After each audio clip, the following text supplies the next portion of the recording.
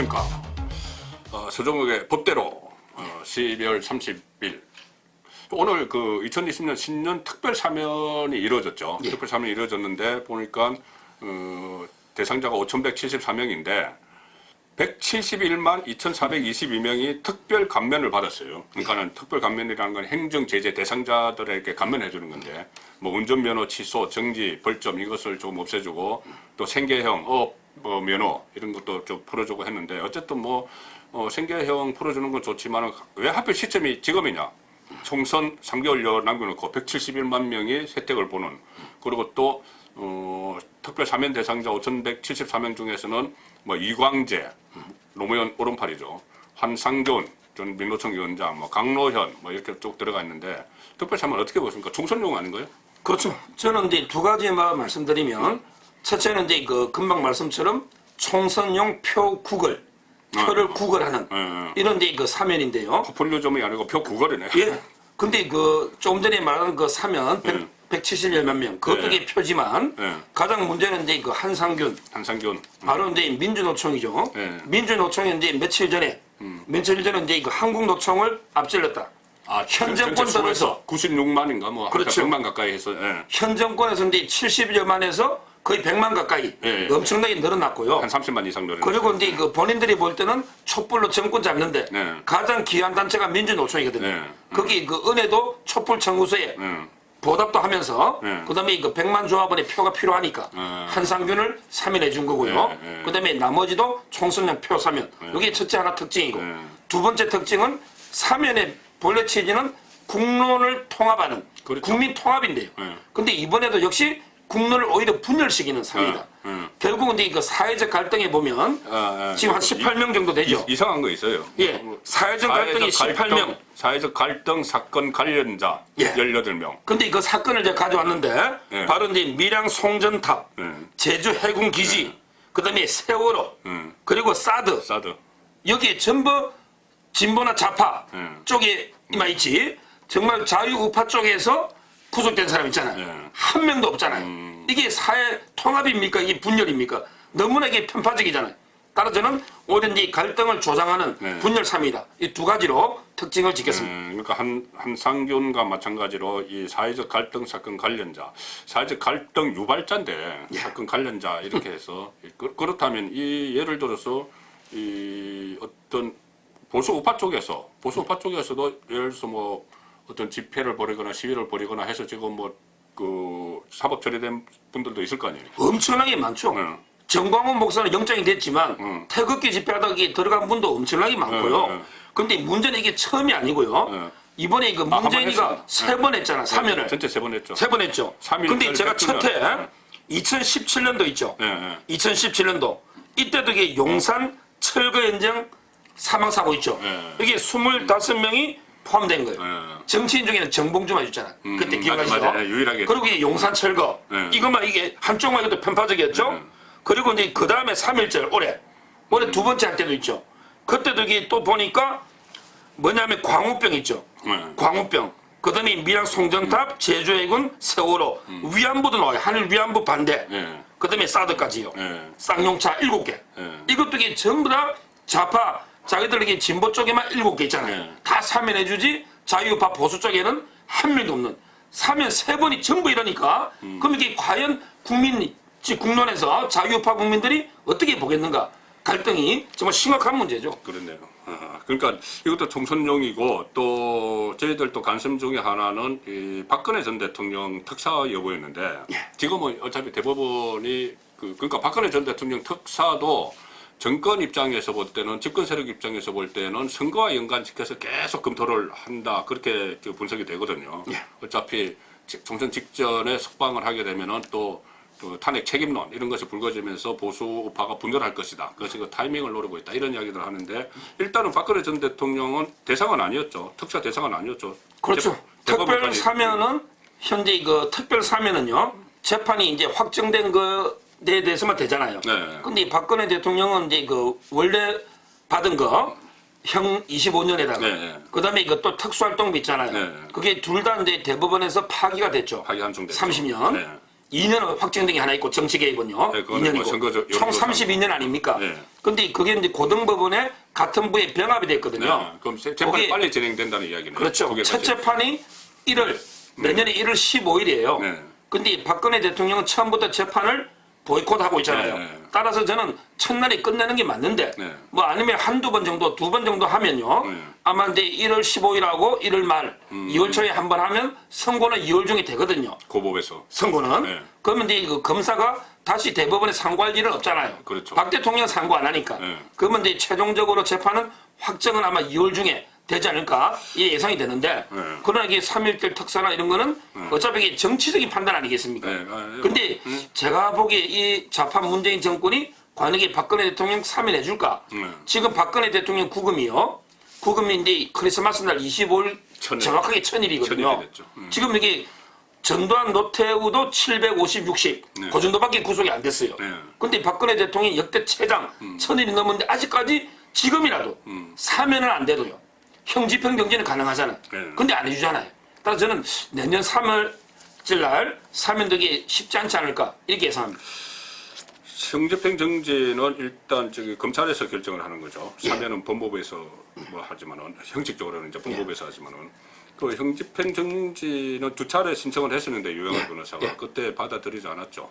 이번에 또 아직 신청은 안 했는데 혹시 신청을 하면 받아들일까요? 이게 근데 문제는 선거에 영향을 미치기 때문에. 근데 형집행정지하고 사면은 취지가 완전히 틀리는 거예요. 네, 네. 사면은 이제 보통 사면 복권해가 출마도 하고 하잖아요. 네. 근데 형집행정지는 형사소송법 471조에 보면 이거는 이제 인도적인 조치예요. 인도적인 조치. 건강이 안 좋고 그렇죠. 하니까. 그 1호에 보면 보통 이제 형의 집행으로 인해서 현장 건강을 해하거나 생명을 보존할 수 없을 염려가 있을 때 이게 사유거든요. 근데 지금 유영하 변호사가 두 번이나 했는데 생명을 보존할 위독한 상태가 아니다. 그래서 이게 두 번이나 기각이 되는 거예요. 예. 근데 저는 과연 이게 그럼 위독하면 대통령이 죽어서 나와야 됩니까? 죽을 때까지 가야 위독한 겁니까? 자꾸 이게 일반인은 뭐 말기암도 그 교도소에 있는 사람도 있어요. 일반인은. 그러게 대통령하고 일반인이 저는 그게 완전히 그럼 전두환 노태우는 일반인 기준으로 풀려난 겁니까? 그건 아니잖아요. 여러 가지 국격이라든지 모든 걸 감안하고 사회 통합이나 모든 걸 감안해서 개인의 문제가 아니죠. 이거야말로 정무적인 판단이 좀 필요한 부분이거든요.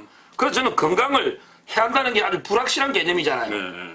우리가 볼 때는 박근혜 대통령이 정말 이렇게 칼을 불로 완전히 뭐 되는 그저 되는 엄청난 이게 고통을 겪고 있다 했잖아요. 그러면 이 정도가 일반인은 형집행이 안 되더라도 네. 저는 이게 전직 대통령의 건강은 더 훨씬 중요한 문제 아닙니까? 그게 국론 만약에 진짜 교도소에서 만에 하나 잘못되면 나라가 이게 완전히 두 쪽은 날 거 아닙니까? 네. 따라서 저는 이 부분은 인도적 차원이나 모든 면에서 좀 이게 형집행적인 지금이라도 다시 한번 신청하면 네. 검토하는 게 필요하다 봐요. 그러니까 이것이 지금 말씀하신 대로 뭐 일반인과 그걸 좀 구분을 해야 되는 이유가 차별화를 해야 되는 이유가 이것은 대통령 개인의 문제가 아니죠. 박근혜 전 대통령 개인의 문제가 아니고 예를 들어 어떤 형태를 취해서든 이 석방을 하거나 형집행 정지를 해주는 것이 결국은 이 국론을 통합하는 어떤 밑거름이 될 수가 있거든요. 그렇습니다. 그러니까 우리 뭐 과거는 다 있고 뭐 새로 나가자 하는 이런 메시지가 될 수 있어요. 그런데 그런 게 될 수 있기 때문에 저는 이 현 정권에서 총선 직전 안 한다고 봅니다. 저 특사도 안 할 걸로 봐요.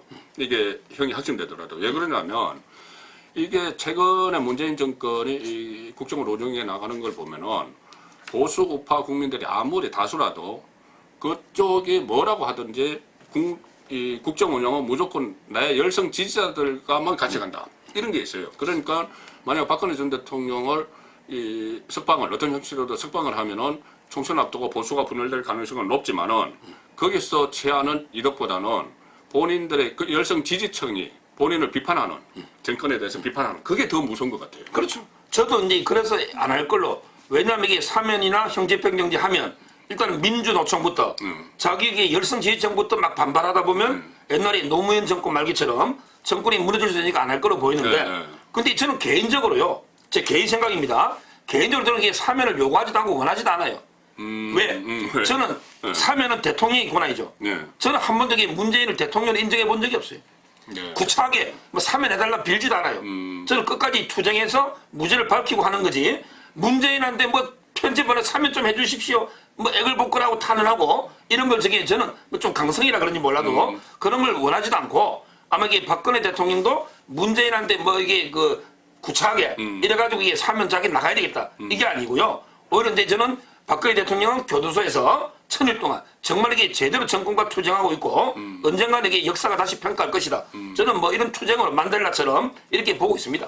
홍문종 우리공화당 대표가 뭐 상가에서 문재인 대통령을 만나서 뭐 사면 이야기하고 이런 거는 뭐 박근혜 전 대통령의 뜻과는 좀 다른 거네요. 뜻과 다르고 저도 이게 좀 비판을 했죠. 근데 이거 홍문종 대표 만나서 제가 물어봤더니 본인도 이게 뭐 그런 뜻은 아니고. 저 말이 좀 이상해요. 그 예. 말을 전언하는 것이 무슨 말을 했다는 것이 분명치 않아요. 그러니까 언젠가는 이게 본인이 뭐 임기가 천년만년 갑니까? 문재인이 임기 얼마 안 남았는데 2년 남았어요. 임기 다 마쳐도 뭐 구차하게 2년 더 노나 빨리 노나 저는 이게 끝까지 투쟁으로 진실로 싸워야지 뭐 그렇게 사면을 받고 뭐 이런 게 요구하지는 않습니다. 네. 그 보도 보셨어요. 그 박근혜 전 대통령이 한 70몇 일 만에 서울 성모병원에서 수술을 받고 다시 서울구치소를 갔는데 그 이유 중에 하나가 치료비 때문이다. 그러니까 1억 원 정도가 치료비가 나오는데 왜 그러냐면 병실료가 굉장히 비싸요. 하루에 뭐 몇백만 원, 100만 원, 200만 원 한다는데 그 이유가 1인실 중에서도 상당히 넓은 데 써야 되는 것이 구치소에서 사람들이 나와 있지 않습니까? 교도관들이. 그 사람들이 그거 기거할 것이 있어야 되니까는 200만짜리 병실을 쓰다 보니까 감당이 안 돼서 돌아간다고 했다. 이런 보도가 나왔던데. 제가 생각을 하고 이게 전혀 오보예요. 저도 이제 성모병원이 저희 사무실 옆이라서 몇 번 가보고 여러 데 조원진 대표나 만나보잖아요. 실제로 이제 그 지휘자들이요. 성금을 모아가지고 치료를 다 내주려 했는데 안 한다고 했죠. 대통령이 절대 안 한다고 그랬고요. 그리고 이제 대통령이 아직까지 뭐 최순실 있게 전부 이게 추징 압류가 돼 있고 대통령은 지금 이게 다 집을 판 개인 돈도 있기 때문에 그리고 이제 그 병실도 제일 좋은 데서 옮겼거든요. 좀 싼 데로. 그래서 저는 돈 때문이 아니고 그것도 이게 좌파들이 다른 이게 어깨 회전근육 파열되면 뭐 평균 며칠 동안밖에 안 있는데 왜 박 대통령은 78일이나 있게 하느냐 이런 이게 특혜 때문에 교도소에서 교정당국에 옮긴 거지 뭐 저는 이게 돈 때문에 박근혜 대통령 돌아가자. 뭐 이거는 오보가 아닌가? 제 개인적으로 그렇게 생각합니다. 네, 그건 이제 1억 원은 제가 봐도 좀 아닌 것 같은데 이제 그런 말들이 나돌아요. 그런 말들이 나도는 게 뭐냐면은 괜히 우리가 이거 억지로 아픈 사람을 우리가 구치소로 다시 넣은 게 아니고 돈이 없어서 본인이 알아서 했다 이 이야기를 지금 하려고 하는 거예요. 그건 악의적인 게 저는 헛소문이라 봐요. 그래서 제가 그 과정을 살펴보니까 이렇게 됩니다. 처음에 입원해서 수술했을 때 성모병원에서 한 3달 정도 이야기를 했거든요. 그런데 2달이 넘어가는 시점에 한겨레 신문과 한겨레 21이 그렇습니다. 같이 막 보도를 해요. 맞습니다. 이거 특혜다. 뭐 왜 빨리 구치소 안 보내냐. 다 나왔다. 이런 식으로 보도를 하면서 관련 자료를 민주당 이철희 의원에게 법무부에 좀 요청을 하라 이렇게 해요. 국회의원이 요청을 할 수가 있으니까는. 그렇습니다. 그래서 그 관련 자료를 받아서 막 신문에 내고 하니까 그 이후에 한 며칠 있다가 다시 구치소를 갔거든요. 맞습니다. 그래서 저는 이제 그런 어떤 좌파들의 비판 이런 것 때문에 간 거지 그거는 전혀 안 맞고요. 그렇죠. 그다음에 이거 아까 사면에서 하나 빠뜨린 게 지금 보면 이게 그 좌파 쪽에는 핵심들을 대표적으로 이게 그 우리 우광재, 자이정, 안희정하고요 이광재 할 때 이 이광재를 왜 복권했을까? 상당히 강원도에서는 아직까지 좀 활용 가치가 있다. 이렇게 생각할 수 있잖아요. 그다음에 광노현 같은 사람들 교육감 중에 그 후보 매수한 재질이 아주 안 좋은 선거범죄 아닙니까? 후보 매수. 근데 시민단체에서는 아직 좌파에서 영향이 있고 하니까 핵심들 중에 핵심. 그러니까 한상균, 그다음에 광노현, 그다음에 이광재는 2번이나 돈을 받은 거 아닙니까?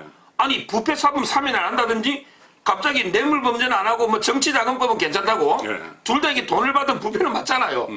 요건만 좀 들리지. 그래서 저는 좌파들은 핵심들을 질이 안전 다 해주고 우파 중에 보면 친이 있잖아, 친이. 우리 신지호, 뭐 개인적으로 제가 친한 선배지만 진짜 그는 경미하거든요. 진짜 TV 양로원에 좋은 일 하다가 됐는데 그분은 친이거든요. 그다음에 공성진은 지금 언제쯤 공성진입니까? 지금 출마도 안 하잖아요. 이름 듣고 아마 이게 구색 가축의 용어로 2명을 해준 거지. 난 공성진이 저도 피선거권 없는지도 몰랐어요. 그러니까요. 그러니까 제 말은 실제 우파 쪽에 제대로 뭐 정치 출마해서 영향할 이런 분 하도 없는 구색만 딱 둘이 갖춰놨고 좌파 쪽에 그 핵심들이 있잖아요. 이 사람들에게 다 사면해버린 이것도 이게 완전히 꼼수 사면 아닌가 이래 보입니다. 꼼수 사면이고 총선용 사면이고 그렇기 때문에 국론 분열 사면이고 국론 분열 사면이고 그 다 연관된 것이 박근혜 전 대통령의 사면 문제입니다. 특사 문제인데 그 집권 세력이 총선에 이용하려고 했고 국론 그러니까 그 보수 우파들을 분열시키려고 했고 그렇게 하다가 지금 보니까는 그것이 오히려 그 전국 운영에 불리하겠다 싶어서 다시 붙잡아두는 총선 이것도 총선용입니다. 예, 그래서 그런 문제들을 오늘 서정국 변호사 모시고 짚어봤습니다. 감사합니다. 예, 감사합니다.